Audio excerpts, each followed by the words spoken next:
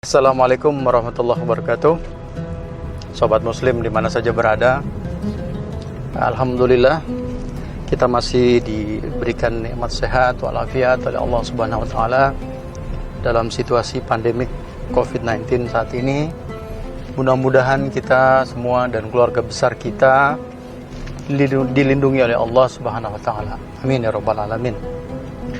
Sobat muslim dimana saja berada, InsyaAllah hari ini kita akan menuju kediaman seorang kiai, seorang alim ulama di daerah Serang, yaitu Bapak Kiai Haji Munawar Halili.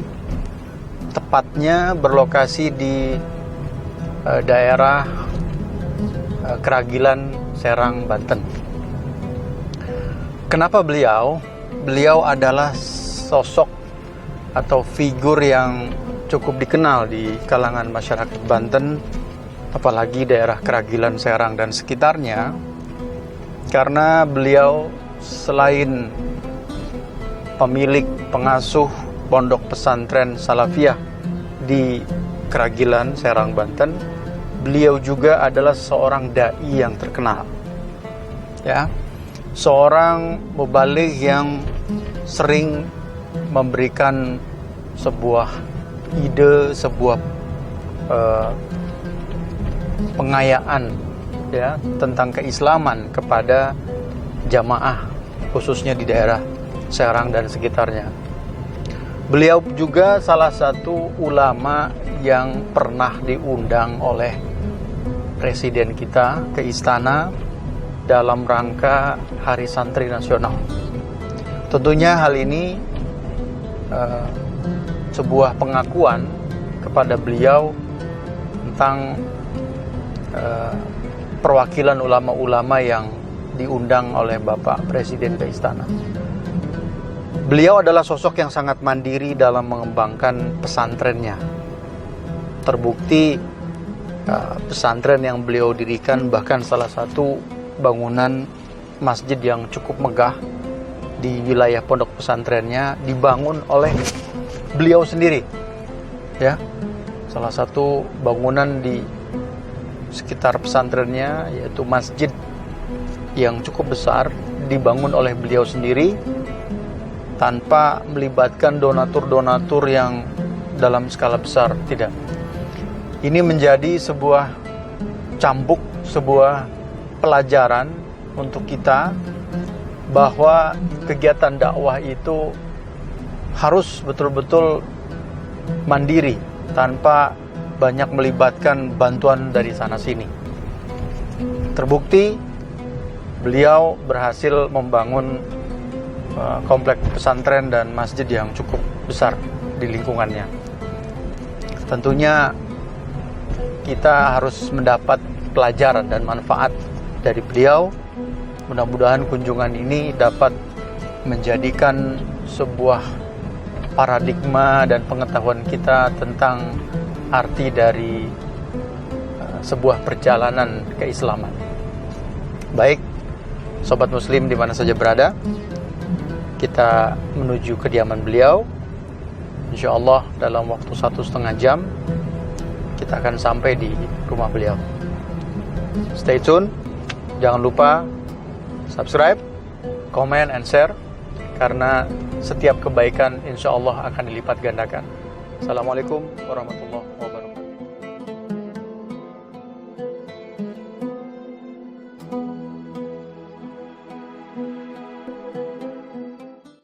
Bismillah, kita sekarang sudah berada di perjalanan menuju daerah Serang. Jarak dari Tangerang ke Serang ini kurang lebih sekitar 60 kilo. Jadi masih belum bisa dikategorikan sebagai safar dan jamaah qashar. Jadi kita nanti sholat asyar di lokasi kediaman beliau, insyaallah. Ini baru kita melewati daerah Karawaci. Mungkin perjalanan kita sekitar 1 jam kurang lebih. Bersama kita di sini tim dari BST, Bapak Hidayat Sahroni. Masya Allah, beliau ini berdedikasi tinggi, ya, mengantarkan jamaah dari rumah sampai tanah suci sampai rumah lagi ya. Masya Allah. Hebat ya. Mudah-mudahan pengorbanan beliau untuk ibadah.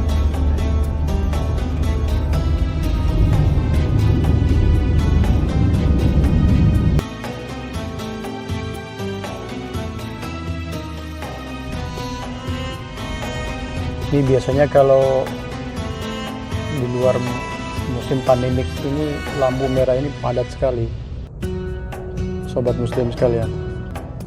Alhamdulillah situasinya tidak terlalu padat. Hari ini tidak terlalu padat seperti biasanya. Sebentar lagi kita akan sampai di pertigaan tempat menuju lokasi rumah Bapak Kiai Munawar.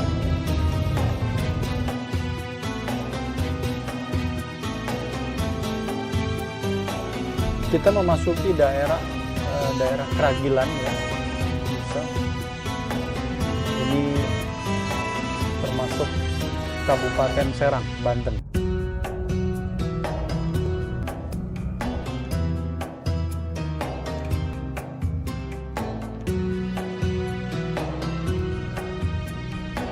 Di daerah Serang ini sangat kental sekali nilai agamanya ya. Penduduk Serang ini sangat terkenal dengan kehidupan yang agamis, bahkan saking banyaknya masjid, mungkin dalam satu kampung saja bisa lebih dari 2 masjid pemirsa. Bahkan mereka sebagai masyarakat punya semacam kepercayaan bahwa lebih baik masjidnya bagus daripada rumah mereka yang bagus. Masya Allah.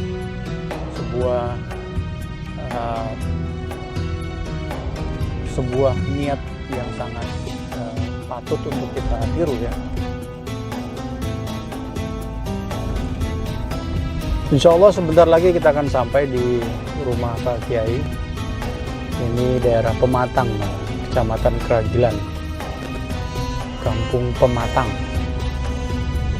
Bismillah, mudah-mudahan Pak Kiai ada di rumah.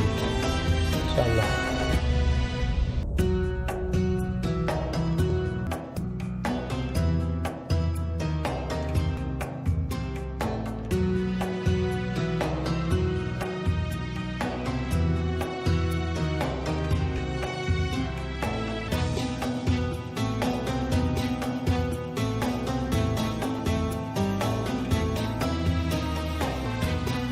Masya Allah, besar sekali.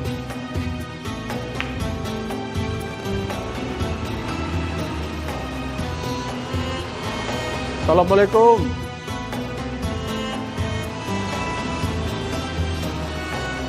Assalamualaikum. Masya Allah. Assalamualaikum Pak Kiai. Waalaikumsalam warahmatullahi wabarakatuh. Alhamdulillah. Sehat berkah. Alhamdulillah Pak Kiai. Masya Allah.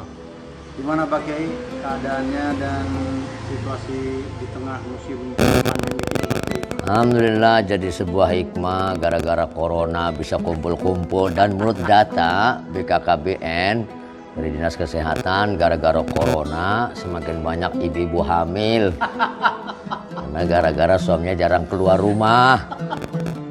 Jadi mati satu tumbuh 1000. Ya mudah-mudahan badai musibah ini bisa berlalu lah. Amin. Tetapi alhamdulillah memang hal yang paling penting agar anak-anak kita ke depan bisa menyongsong masa depan semakin teruji. Alhamdulillah di Banten khususnya itu ada yang disebut dengan pesantren Salafiyah.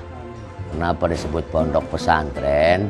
Karena pondok pesantren Salafiyah itu yang membawa adalah para wali songo. Kala itu Wali Songo menyebarkan Islam masuk ke tanah Jawa. Maka kebanyakan pondok pesantren itu adanya di tanah Jawa. Karena memang awalnya yang bawa adalah Wali Songo.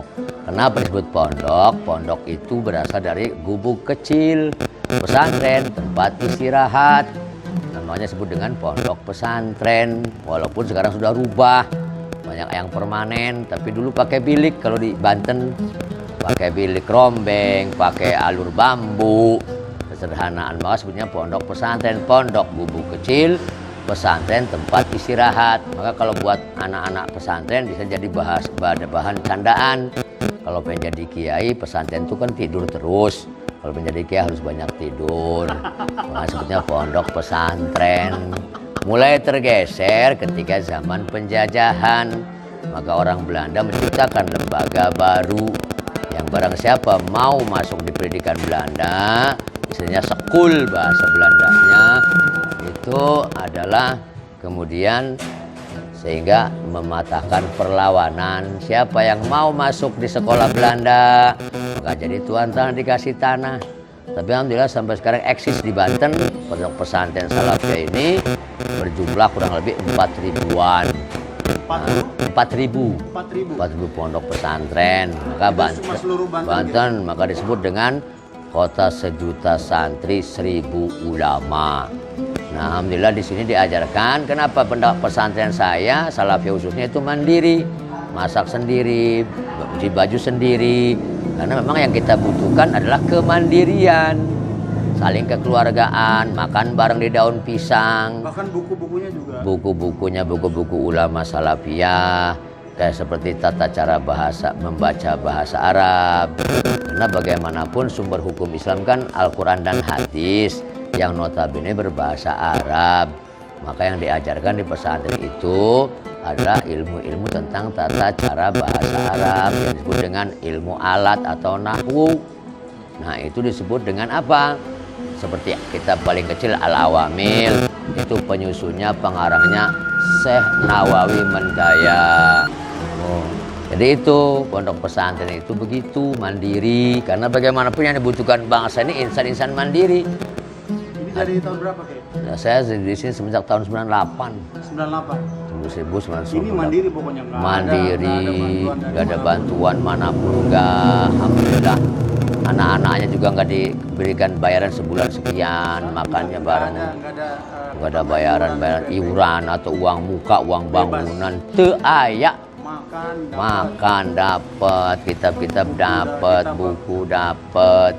Dari siapa? Dari Allah Subhanahu wa Ta'ala. Makanya bagi bapak-bapak, ibu-ibu, ada teman saya orangnya kaya, pengen punya pesantren.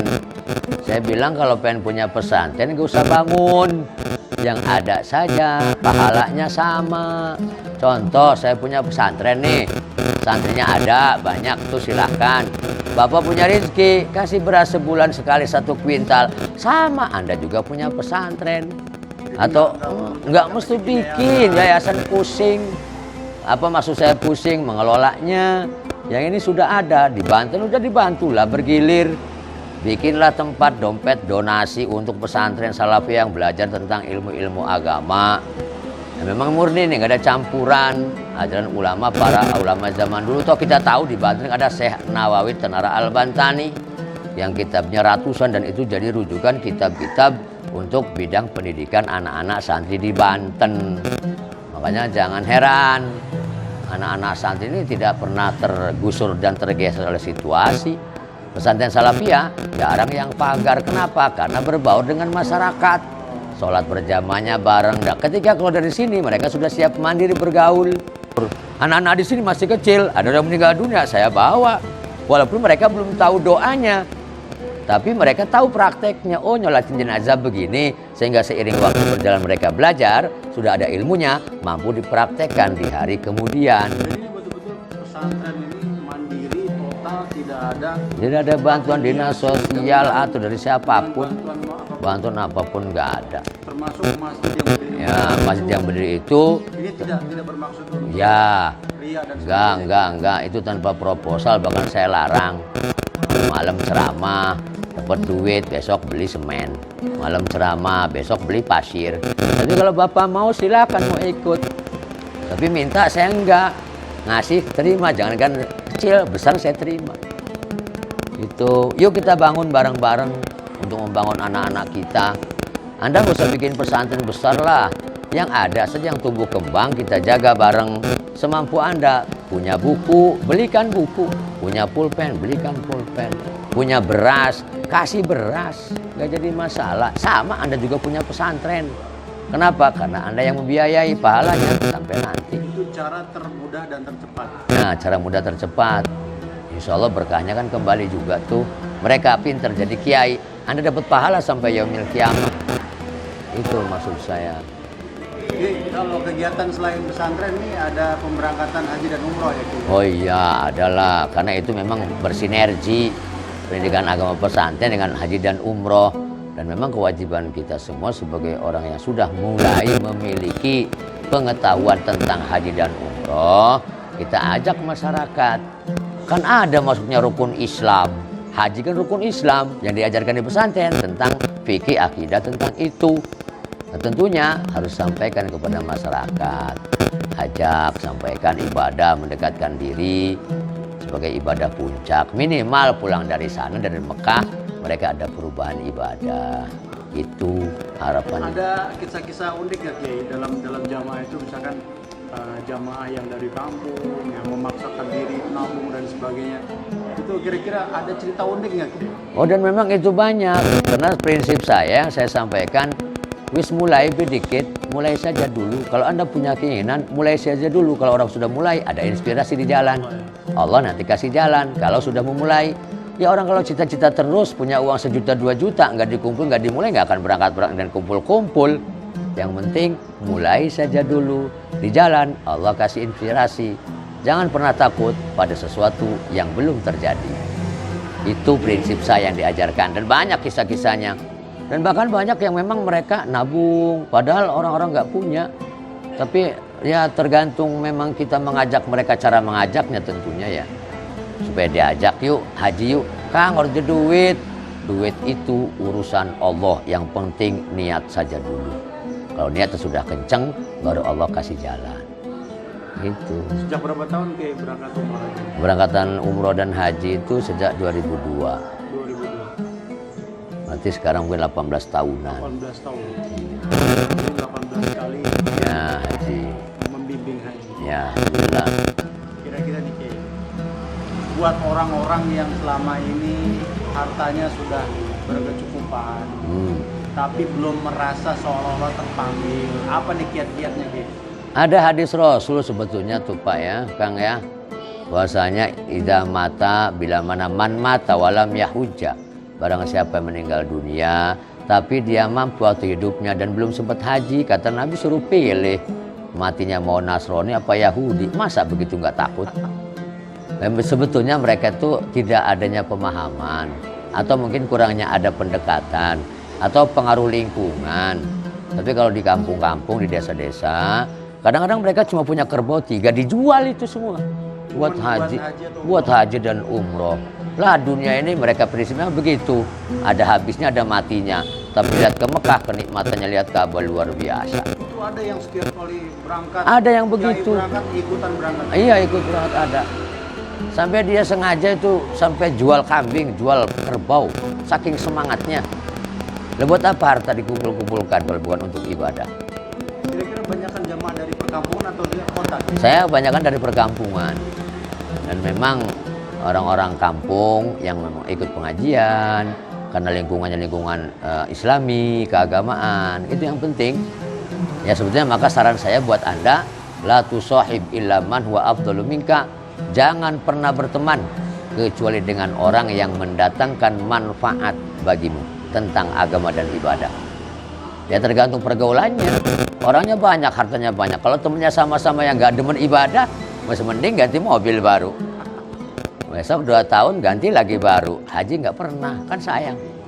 Umroh nggak mau, sayang. Mau apa sih hidup di dunia ini? Tempat yang mulia di dunia kan cuma 2 yang nggak pernah diinjak oleh Dajjal menurut riwayat, Mekah sama Madinah. Nah, tempat suci itulah kita kunjungi. Begitu bapak-bapak, ibu-ibu, jangan ragu-ragu. Bismillah. Terakhir nih Kiai. Kira-kira kalau ada teman-teman yang mau haji atau umroh, perlu bimbingan Kiai ini.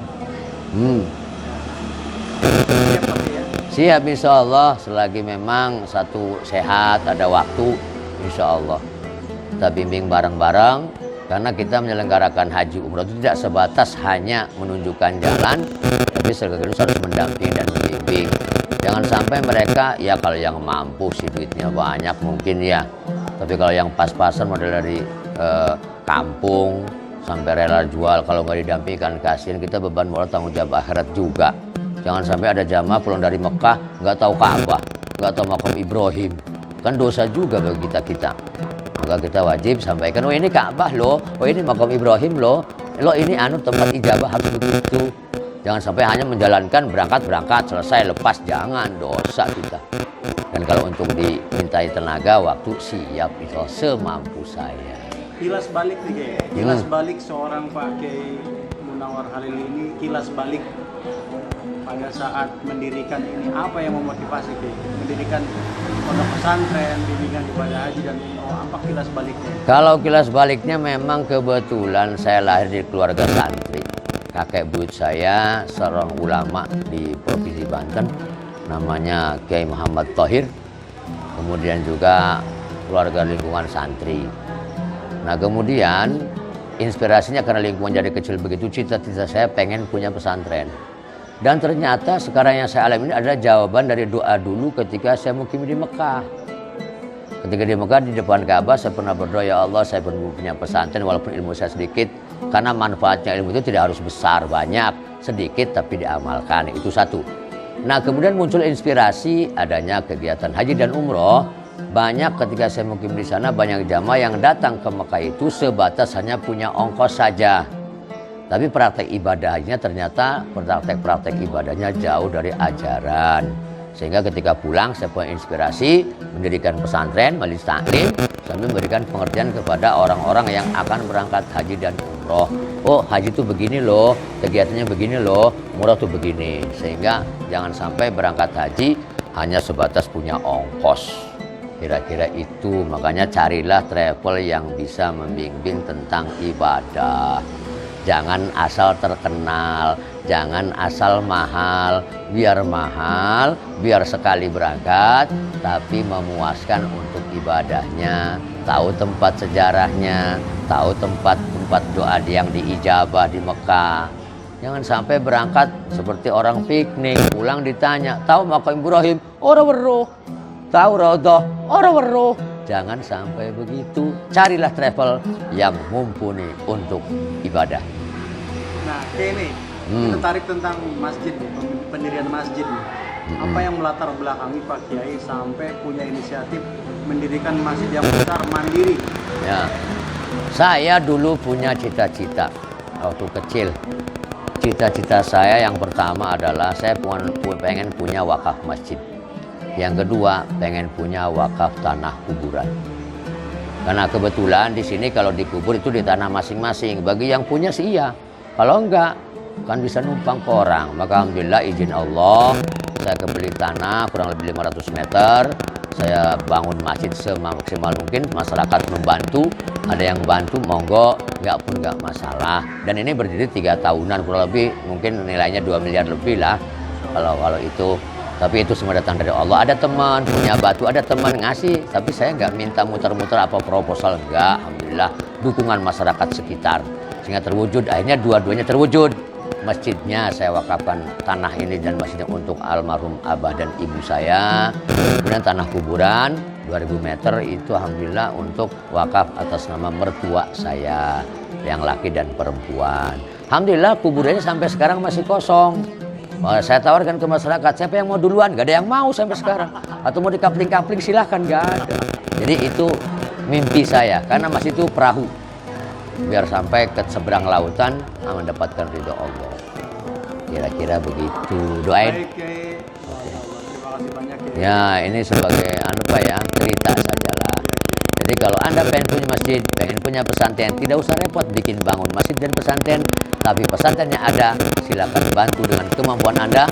Hakikatnya Anda sudah punya pesantren.